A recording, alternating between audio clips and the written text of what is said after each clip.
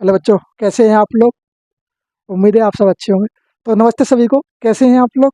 उम्मीद करता हूँ अच्छे होंगे, ज़बरदस्त होंगे और अपनी तैयारी अच्छे से कर रहे होंगे। तो स्वागत है आपके अपने परिवार रोजगार साथी में। तो जैसा कि आप सब जानते हैं कि हम लोग कर रहे हैं पॉलिटी, और पॉलिटी के अंदर हम लोग कर रहे हैं SSGD 2025 की तैयारी। SSGD 2025 की तैयारी करने वाला बच्चा ये सब अच्छे से जानता है कि उसको कौन सा सिलेबस करना चाहिए और कौन सा सिलेबस नहीं करना चाहिए। अगर आप ये चीज़ जानते हैं तो बहुत अच्छी बात है। अगर नहीं जानते तो मैं हूं ना, मैं समझाऊंगा आपको। जैसा कि आप शुरू से जान चुके हैं कि जिसने शुरू का वीडियो नहीं देखा होगा उसको थोड़ा कन्फ्यूजन होने वाला है।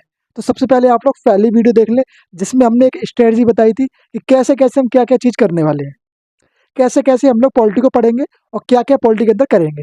तो सबसे पहले आप लोग पहली वाली वीडियो देख लेना, उसके बाद आ जाना इस वाली वीडियो पे।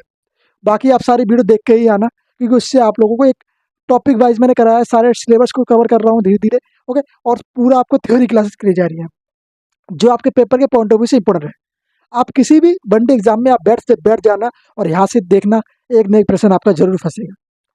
ओके, तो मैं ये पूरी शिद्दत से कहूँगा कि हाँ, फंसेगा जरूर। 99% यहाँ से पेपर में से प्रश्न जरूर एक न एक बनेगा। अभी आपने MTS का पेपर देखा होगा, तो MTS से पेपर से भी यहाँ से प्रश्न बने हैं। ओके, तो अब ये चीज़ का कोई डाउट नहीं रखना कि भैया पेपर में प्रश्न नहीं बनते हैं। पेपर में प्रश्न बनते हैं, बस आपको थोड़ा फोकस से पढ़ना होगा। पेपर में प्रश्न जब बनेंगे ना, जब आपको याद रहेगा, तो याद रखना होगा कि पेपर में प्रश्न बन रहा है कि नहीं बन रहा है। और वो चीज़ याद करोगे तब आपको लगेगा कि हाँ, पेपर में प्रश्न तो बना है। अब मान लो पेपर में प्रश्न आया और आपको याद ही नहीं है, तो फिर बात क्या बनी। तो याद भी रखना जरूरी है, फिर कहोगे कि हाँ, पेपर में प्रश्न बना है। तो आज हम बात करेंगे अपने विषय के बारे में, टॉपिक के बारे में। तो सबसे पहले बात करें, हम लोगों का विषय होता है, जैसे सब जानते हैं, विषय हमारा कौन सा चलता है, पॉलिटी, राजनीतिक विज्ञान। ओके, अब हम लोग बात करें तो टॉपिक हमारा जो आज का होने वाला है वो होगा DPSP। DPSP मतलब बोलेंगे राज्य के नीति निर्देशक तत्व। ओके, राज्य के नीति निर्देशक तत्व, direct principle of state. Okay, direct principle of state, तो इनको आज हम लोग कवर करने वाले हैं।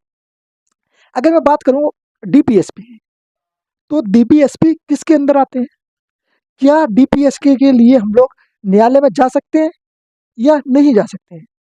अगर मैं बात करूं DPSP और हमारे मूल अधिकार, DPSP और मूल अधिकार क्या बराबर है, तो आप कहेंगे भैया DPSP और मूल अधिकार बराबर नहीं है। DPSP के लिए हम लोग न्यायालय में नहीं जा सकते हैं। अगर मैं वही बात करूं मूल अधिकारों की, तो मूल अधिकारों के लिए हम लोग न्यायालय में जा सकते हैं। ये तो मैं आपको बता रहा था थ्योरी, जो इसके ऊपर थोड़ा परिचय बता रहा था कि DPSP आखिरकार है क्या। अब मैं बात करूं, यहाँ पे थोड़ा लिख लेना आप, पॉलिटी,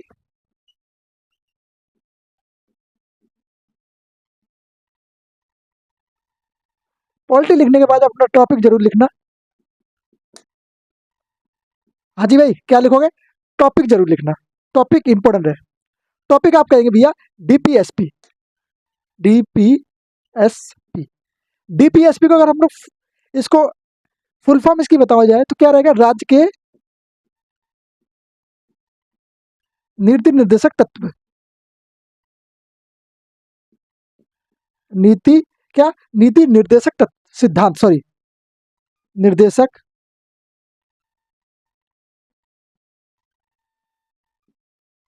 निर्देशक सिद्धांत क्या होंगे, राज्य के नीति निर्देशक सिद्धांत। आपने जब इसके नाम से सुना होगा कि राज्य के नीति निर्देशक, मतलब राज्य में नीतियां जो बनती हैं, जो नीति निर्देशक होते हैं, वो है DPSP। हाँ, ये कुछ ऐसे DPSP हैं जिनके लिए हम लोग न्यायालय में नहीं जा सकते, पर इनको बनाता कौन है, इनको बनाता है राज्य। राज्य इसको लागू करने का दायित्व रखता है, राज्य के ऊपर इसका लागू करने का अधिकार है कि राज्य इसको बनाए और लोगों के ऊपर सही से लागू करे। तो ये होते हैं DPSP। अगर मैं बात करूं DPSP के, DPSP हमारे भारत के संविधान में कहाँ से जोड़े गए, किस भाग के अंदर जोड़े गए, तो आप देखेंगे DPSP का जब देखते हो, पढ़ते हो भारत के संविधान को, तो DPSP को जो भाग 4 के अंदर रखा गया है। अगर मैं बात करूं भाग 3 के अंदर क्या है, तो भाग 3 के अंदर मूल अधिकार आते हैं। और भाग 4 के अंदर, भाग 4 के अंदर आते हैं DPSP, राज्य के नीति निर्देशक तत्व, direct principle of state. Okay, direct principle of state, direct principle of state, policy, सिद्धांत। ओके, तो बात करेंगे हम लोग, सबसे पहले बात करूँ ये DPSP, लिखो दोस्त, हाथ में पेन लो बच्चे, बच्चे हाथ में पेन रखो, पेन रखोगे और नोटबुक रखोगे तो याद रहेगा चीजें। अगर मैं बात करूं इसका नाम, नाम और भाग, तो सबसे पहले भाग की बात कर लें। डीपीएस के नाम तो आप लोग क्लियर कर चुके हैं कि नाम क्या है इसका, फुल फॉर्म, नाम तो ये है, समझ गए ना। अगर मैं बात करूं भाग कि भैया ये डीपीएसपी जो है संविधान के किस भाग के अंदर आते हैं, तो संविधान के भाग 4 के अंदर आते हैं। संविधान में भाग 4 के अंदर आते हैं।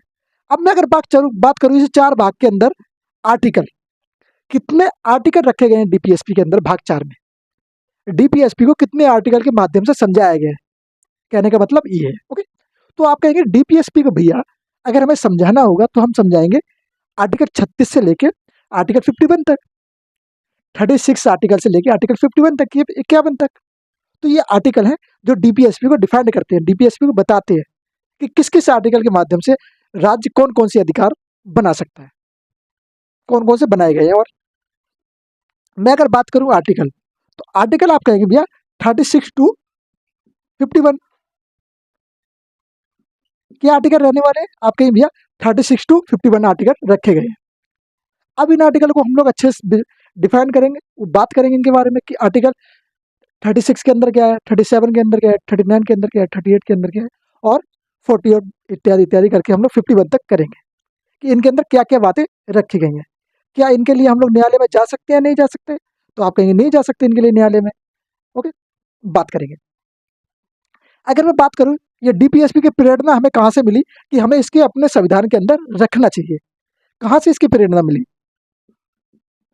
अगर मैं बात करूं प्रेरणा की, तो प्रेरणा आपने एक देश सुना होगा, जब हमारा संविधान बन रहा था तो संविधान बनते समय डॉक्टर बी आर अम्बेडकर और उनकी पूरी team, doctor B R Ambedkar और उनकी पूरी टीम इस चीज़ को एनालाइज कर रही थी कि हमारे जब हम संविधान को बना रहे हैं तो मूल अधिकार तो हमने रखे हैं, तो ये तो पूरे भारत के लिए मूल अधिकार है।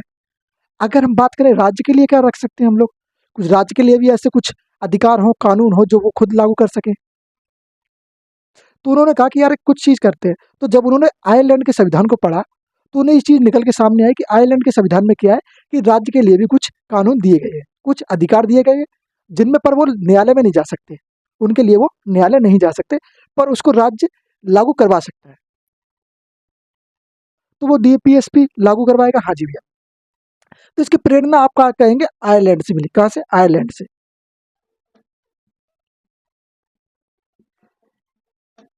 आयरलैंड, आयरलैंड से इसकी प्रेरणा मिलती है।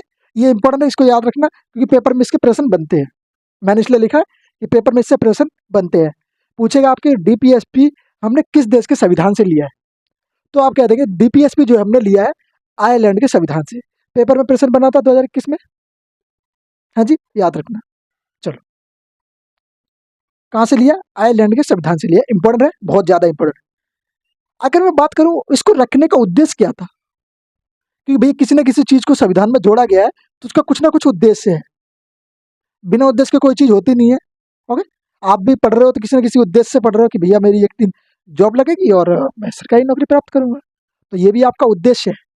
तो किसी न किसी चीज को प्राप्त करने के लिए कोई ना कोई उद्देश्य होना जरूरी है, तो ये सबका उद्देश्य होता है, हाँ जी, तो उद्देश्य तो जरूरी है।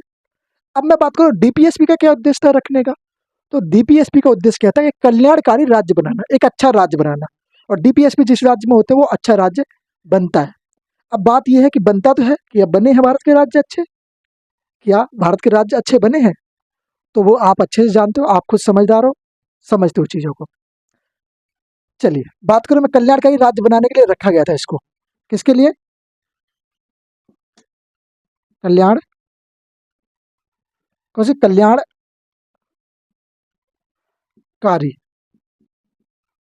कल्याणकारी राज्य बनाने के लिए, राज्य बनाने के लिए, कल्याणकारी राज्य बनाने के लिए डीपीएसपी को हमारे संविधान के अंदर शामिल किया गया। ये था इसका सामान्य परिचय, क्या था इसका सामान्य परिचय, भैया डीपीएसपी आखिरकार है क्या, कहाँ से लिया गया है, क्यों इसको शामिल किया गया, क्या इसका उद्देश्य है, इन सब चीजों के बारे में हम लोग बात कर चुके हैं। अब मैं महत्वपूर्ण बात करूं, इसके कुछ नोट करना, आप लोग नोट करने वाली बात क्या है, नोट ये करो। मैं आपको बहुत देर से गला फाड़ फाड़ के चिल्ला रहा हूँ कि डीपीएसपी को हम लोग क्या नहीं कर सकते। सुनो जरा, डीपीएसपी को हम लोग direct principle of policy, direct principle state policy, okay, क्या कह सकते हैं, को न्यायालय में हम लोग क्या नहीं कर सकते, को न्यायालय में, न्यायालयों में लागू नहीं कराया जाएगा, ओके, लागू नहीं करा सकते, नहीं कराया जाएगा और नहीं करा सकते हैं, ओके, कराया जा सकता है। डीपीएसपी को हम न्यायालय में लागू नहीं कराया जा सकता, इस शब्द को ध्यान से पढ़ना। अगर इस शब्द को आपने काट दिया तो क्या होगा, लागू कराया जा सकता है, तो लागू नहीं कराया जा सकता, इसको ध्यान से पढ़ना, फोकस से, ओके। क्यों लागू नहीं किया जाता, क्योंकि ये वैधानिक शक्तियां नहीं है, इसको वैधानिक शक्तियां प्राप्त नहीं है, मतलब कानूनी शक्तियां इसको प्राप्त नहीं है, क्योंकि क्योंकि इनको, डीपीएसपी जो है ना, उनको क्या है, वैधानिक शक्ति प्राप्त नहीं है, वैधानिक शक्तियां प्राप्त नहीं है। क्या नहीं है दोस्त, आप कहेंगे भैया वैधानिक शक्तियां इनको प्राप्त नहीं है, तो इस चीज पे ध्यान रखना, वैधानिक का मतलब क्या होता है, कानूनी, क्या बोलेंगे, कानूनी। कौन सी शक्तियां प्राप्त नहीं है, कानूनी शक्तियां प्राप्त नहीं है। अब तो कानूनी शक्ति किसको प्राप्त है, आप सब जानते हैं, मूल अधिकार जो हमारे हैं, ओके, 6 मूल अधिकार हैं, उनको कानूनी शक्तियां प्राप्त है। अगर आपका कोई उल्लंघन करता है उन अधिकारों को, तो आप कानून, क्या आप कहाँ जा सकते हैं, आप न्यायालय में जा सकते हैं उनका उल्लंघन के लिए, कि भैया मानो आपका कोई का अधिकार है, समानता का अधिकार है, आपके साथ समानता नहीं हुई है, तो आप क्या कर सकते हो, उसके लिए कानून आपके पास है, आप जा सकते हैं न्यायालय में। पर अगर बात करूं मैं डीपीएसपी की, तो आप न्यायालय में नहीं जा सकते, आप उसमें न्यायालय में नहीं जा सकते, राज्य से बात करोगे, राज्य उसका कुछ सॉल्यूशन निकालेगा, पर आप उसके लिए न्यायालय नहीं जा सकते, न्यायालय इसके लिए मना करता है, ओके। अब हम लोग इंपॉर्टेंट बात क्या करेंगे, इंपॉर्टेंट बात करेंगे, कुछ लोग हुए जैसे जी ऑस्टिन हुए, ओके, के टी साहू हुए, डॉक्टर वी आर अम्बेडकर हुए, इन्होंने अपने अपने मत रखे इसके बारे में, कुछ बातें कही हैं डीपीएसपी के, डीपीएसपी कैसा है, डीपीएसपी चेक है, किसने कहा ये, बताना जरा। डीपीएसपी को संविधान की आत्मा किसने कहा, आप कहेंगे डीपीएसपी को संविधान की आत्मा जी ऑस्टिन ने कहा, ओके। और बात करें संविधान की अनोखी व्याख्या किसने कही डीपीएसपी को, तो आप कहेंगे ये कहा डॉक्टर वी आर अम्बेडकर ने, ओके। तो ये सब चीजें हैं, इनको याद रखना। कथन की बात करेंगे, चलो स्क्रीनशॉट ले लो पहले एक बार, स्क्रीनशॉट ले लिया, चलो बड़े आगे आ जाओ, मैं इसको यहाँ से क्लियर करता हूँ, फिर आगे बढ़ते हैं, आ जाओ जरा।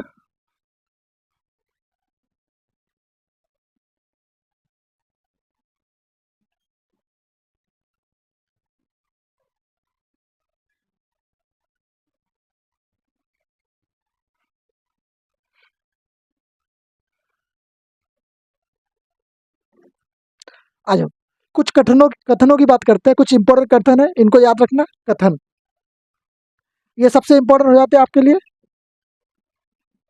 जिसको मैं इंपॉर्टेंट बता दूं उसको थोड़ा फोकस से पढ़ना, थोड़ा इंपॉर्टेंट पॉइंट लगा लेना, आप जब नोट्स बना रहे हो तो उनके अंदर इंपॉर्टेंट लिखना जरूरी है, वेरी इंपॉर्टेंट है तो उसको वेरी इंपॉर्टेंट लगा लेना, तो ये वेरी इंपॉर्टेंट की लाइन में आ जाता है, इसको बी आई एम पी लिख दो, समझे, ये बहुत जरूरी है, क्योंकि कथन पेपर में आपसे पूछे जाएंगे, और मैं आपकी ये 99% बन कह सकता हूँ कि आपसे प्रश्न पूछा जाएगा इससे, तो याद रखना इस चीज को, ओके। चलिए, बात करूं मैं केटी साहा, केटी साहा, केटी साहा ने इस पे अपना कथन व्यक्त किया है, इन्होंने कुछ कहा है। अच्छा, कोई बच्चा मुझे केटी साहा की फुल फॉर्म बताए, केटी की फुल फॉर्म बताना जरा, केटी की, तो आप बोले केटी जो है खुशल टक्सी, कैसे, खुशली, क्या बोलेंगे, खुशल, खुशली नहीं, खुशल टक्सी, खुशल टक्सी साहा, ओके, खुशल टक्सी साहा, ये इनका पूरा नाम है,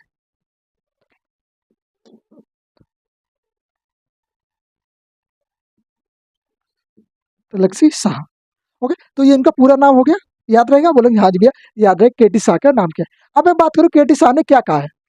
केटी शाह ने इसको क्या किया, डीपीएसपी एक ऐसा, सुनो, डीपीएसपी, डीपीएसपी ऐसा, डीपीएसपी एक ऐसा चेक है जिसे बैंक अपनी सुविधा के अनुसार अदा कर सकती है। कैसा चेक है? डीपीएसपी एक, डीपीएसपी एक ऐसा चेक है जिसे बैंक क्या कर सकती है, बैंक बैंक की सुविधा अनुसार अदा किया जा सकता है। सुविधा सुविधा अनुसार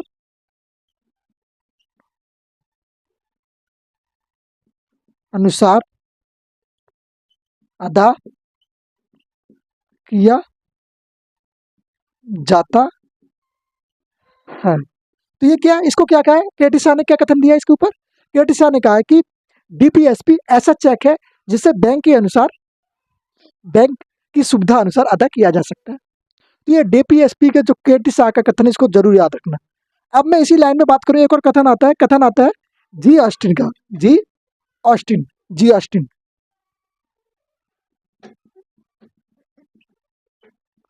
जी ऑस्टिन का कथन इंपॉर्टेंट है, सुनो जरा। जी ऑस्टिन क्या कहते हैं, डीपीएसपी को संविधान की आत्मा कहा है। क्या कहा है डीपीएसपी ने?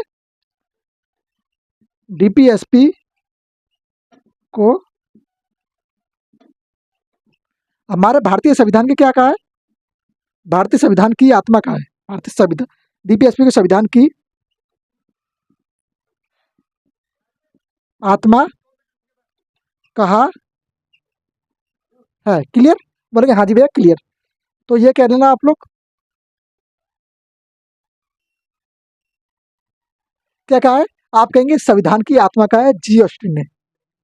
अगर आ जाओ फिर और बात करें, अगर मैं बात करूं doctor V R Ambedkar, Bhimrao Ambedkar, doctor V R Ambedkar,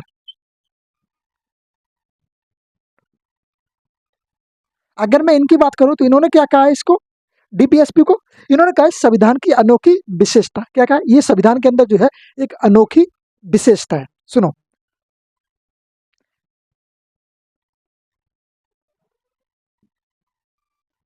क्या कहा है संविधान के डीपीएसपी को, एक मिनट ऐसे लिखो, हाँ, डीपीएसपी, डीपीएसपी क्या है, संविधान की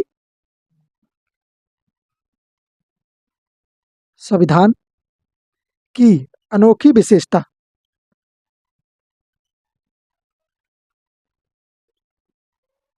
अनोखी विशेषता है। अब ये अनोखी विशेषता कैसी है? आप सब जानते हैं कि न्यायालय कितना काम करेगा। तो सरकार ने, जो संविधान निर्माता थे, उन्होंने कहा कि यार ऐसे डीपीएसपी रखो जिसमें कानून जो है राज्य अपना खुद बना सके, राज्य उस पर खुद फैसला ले सके, जिसके लिए किसी व्यक्ति को न्यायालय में ना जाना पड़े।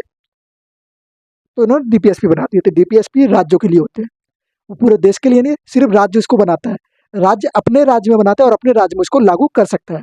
वो होते हैं DPSP, direct principle state policy. Okay, direct policy. अच्छा, मैंने ये भी मिटा दिया क्या, राज्य के नीति निर्देशक सिद्धांत, राज्य के नीति निर्देशक सिद्धांत।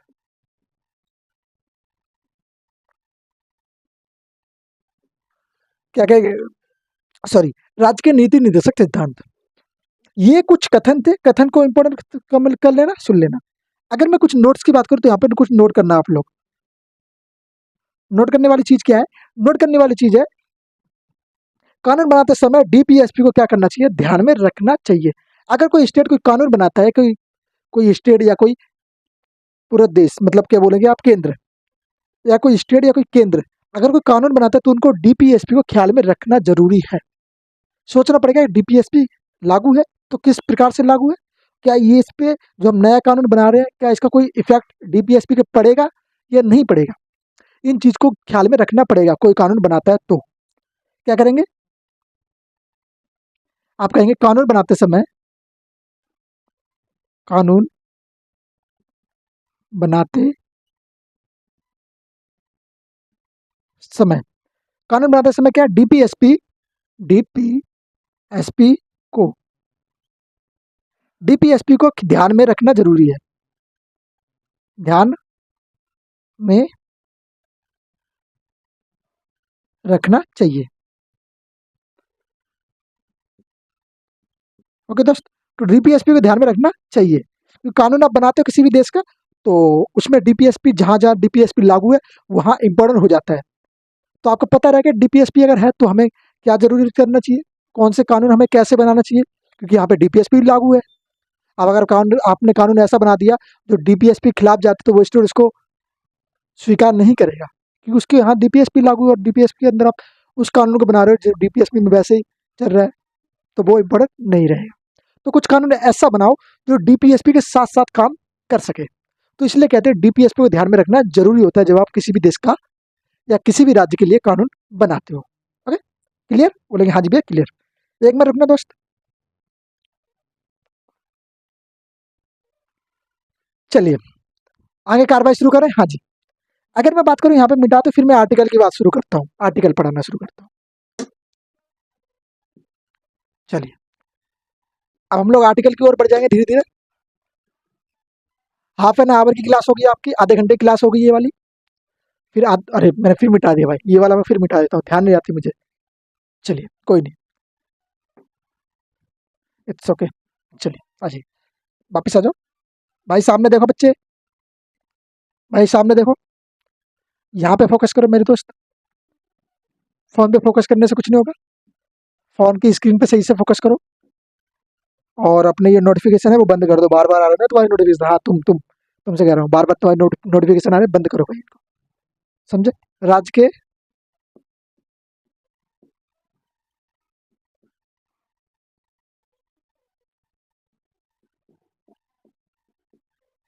निर्देशक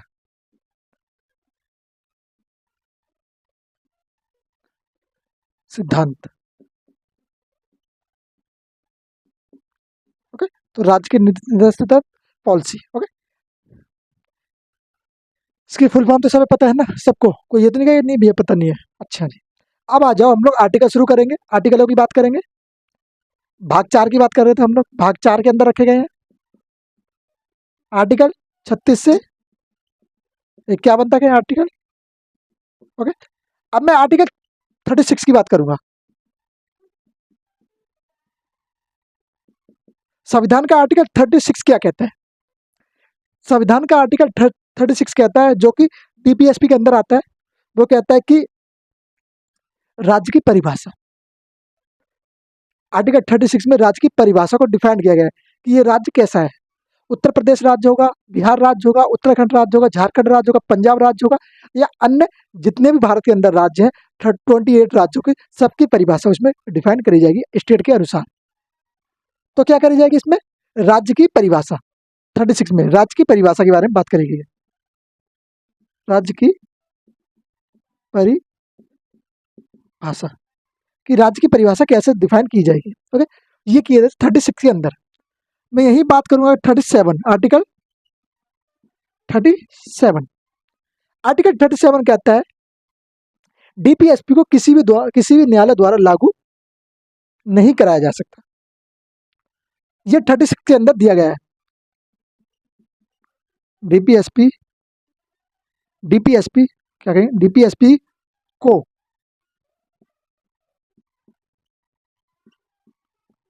किसी भी न्यायालय द्वारा क्या किया, न्यायालय द्वारा लागू नहीं कराया जा सकता है तो आप लगाए लोग। चलो, ये कहता है आर्टिकल 37। आर्टिकल 37 क्या कहता है कि डीपीएसपी को आप किसी भी न्यायालय द्वारा लागू नहीं कराया जा सकता। अब जब आप ये चीज जानते तो इसको अच्छी तरह से रिवाइज कर लेना है ना। मैं इसलिए बता रहा हूँ बार बार, आपको बार बार चिल्ला चिल्ला गला फाड़ रहा हूँ मैं, कि आप लोग थोड़ा समझें चीज़ों को अच्छे से, विस्तार से। तो चीज़ें जब तक आप लोग नहीं समझेंगे तब तक कुछ होने वाला नहीं है। चीज़ों को समझना मेरे दोस्त बहुत ज़रूरी हो जाता है जब आपके ज़िंदगी दाँव पे लगी हो। ज़िंदगी दाँव पे लगती है तो सब लोग काम करना शुरू कर देते हैं। ओके, तो अब ये ज़िंदगी आपकी दाँव पे ही लगी है भाई। मैं बात करूँ आर्टिकल 38 की। अगर हम बात करें तो आर्टिकल 38 की, 38 क्या कहता है? कल्याणकारी राज्य बनाना। डीपीएसपी का काम क्या है? एक कल्याणकारी राज्य को बनाना।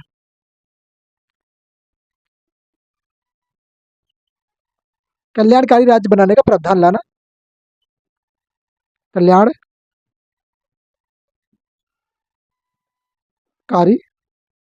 कल्याणकारी राज्य बनाने का प्रावधान। राज्य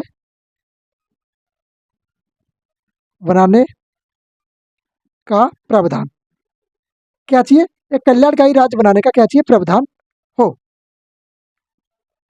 प्रावधान, ओके। ये कहता है आर्टिकल 30, ओके, 38। अगर मैं यही बात करूं, आर्टिकल 38 का एक भाग आता है आर्टिकल 38(1). क्या कहिए? आर्टिकल 38(1). इसका ही एक पार्ट है आर्टिकल 38(1). आर्टिकल 38(1) क्या कहता है? राज्य का कर्तव्य। राज्य के क्या क्या कर्तव्य हैं लोगों के लिए? तो सुनो,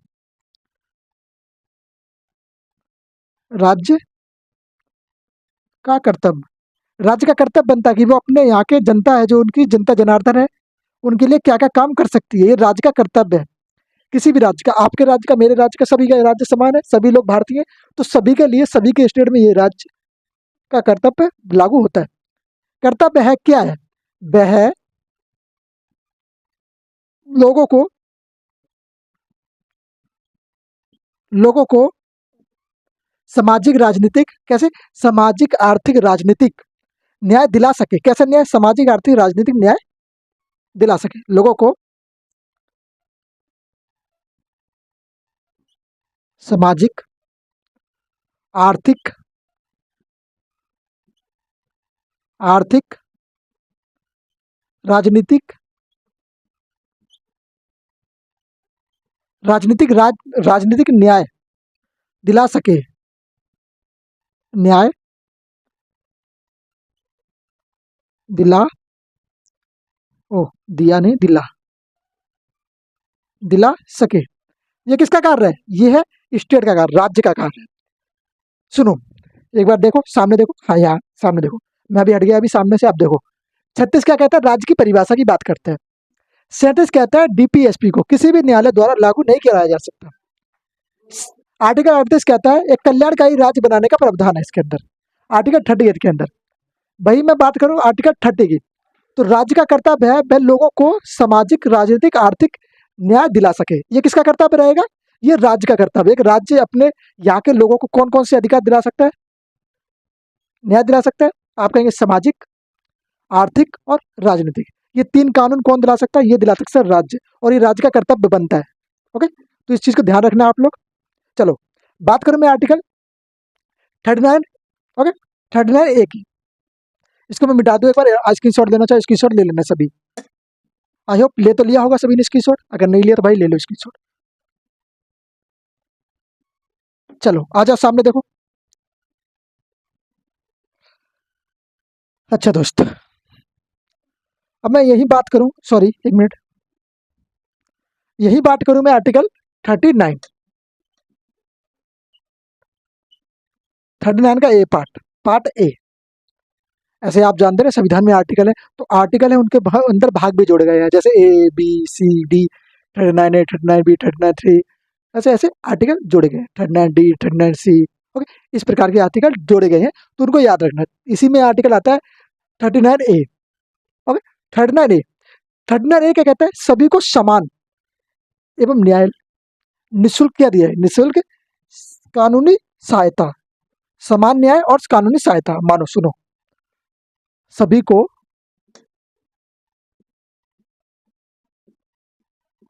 को समान न्याय, समान न्याय एवं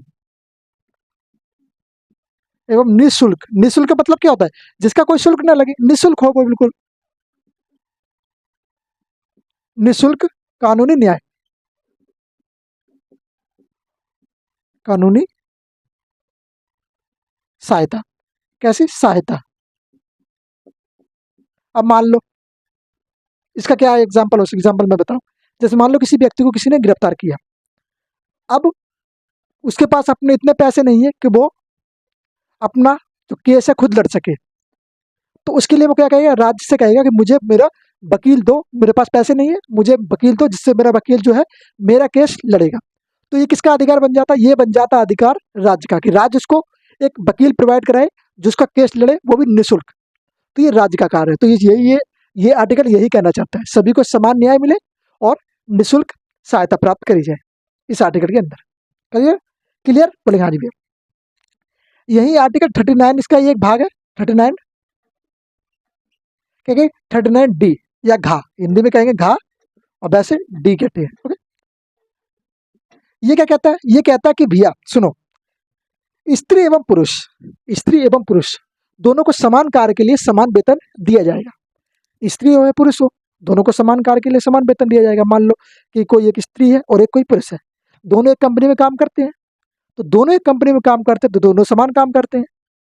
अगर दोनों समान काम करते हैं और उनके साथ भेदभाव होता है कि जो स्त्री है उसको पैसे कम दिए जाते हैं और पुरुष जो है उसको पैसे अधिक दिए जाते हैं, तो क्या ये भेदभाव हुआ ना? ये इस कानून, इस आर्टिकल का उल्लंघन हुआ? बोले हाँ जी इस कानून का उल्लंघन हुआ। तो राज्य का ये कर्तव्य बनता है कि वो इस आर्टिकल को, इस कानून को लागू कराए और लोगों को सख्ताई से बताए कि हाँ इसको तुम लोग करोगे। ये राज्य का काम है, इसमें न्यायालय में नहीं जा सकते आप। ये राज्य का काम है, इसको राज्य ही लागू करवा सकता है, किसी भी प्रकार से करवाए। ओके, तो ये राज्य का काम बनता है। सभी को समान वेतन हो, स्त्री एवं पुरुष हो, स्त्री एवं पुरुष, मेल या फीमेल, ये बोलेंगे मेल, फीमेल या मेल, दोनों में से कोई भी हो, को समान कार्य के लिए समान वेतन। समान कार्य मतलब समान काम, कार्य के लिए, कार्य के लिए समान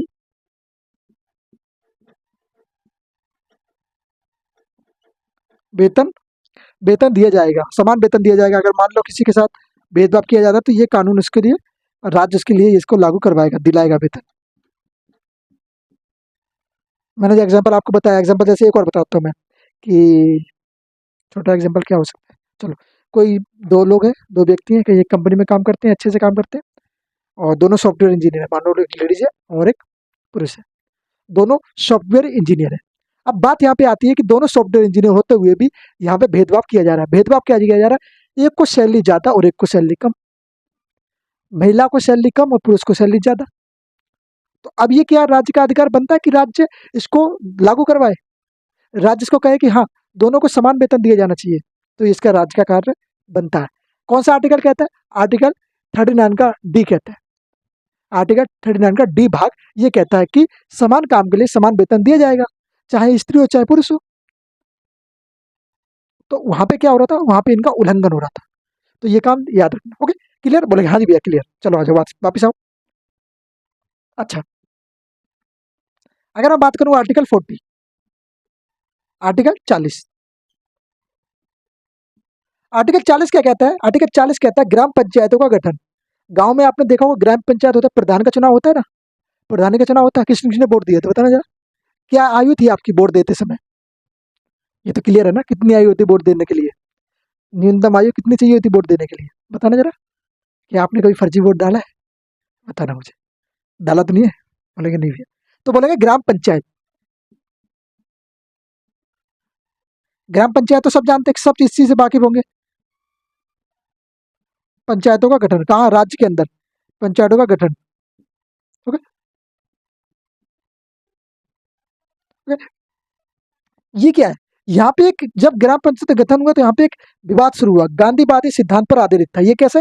ये किस सिद्धांत पर आधारित था? सॉरी, गांधीवादी सिद्धांत पर आधारित था ग्राम पंचायतों का गठन। गांधीवादी सिद्धांत पर आधारित, सिद्धांत पर आधारित,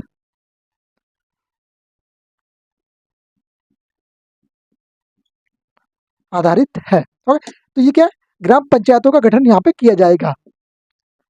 क्लियर। पंचायत सीरीज देखिए वो, पंचायत किसने देखी बताना जरा। उसमें देखते हैं ना ग्राम पंचायत का मामला क्या होता है।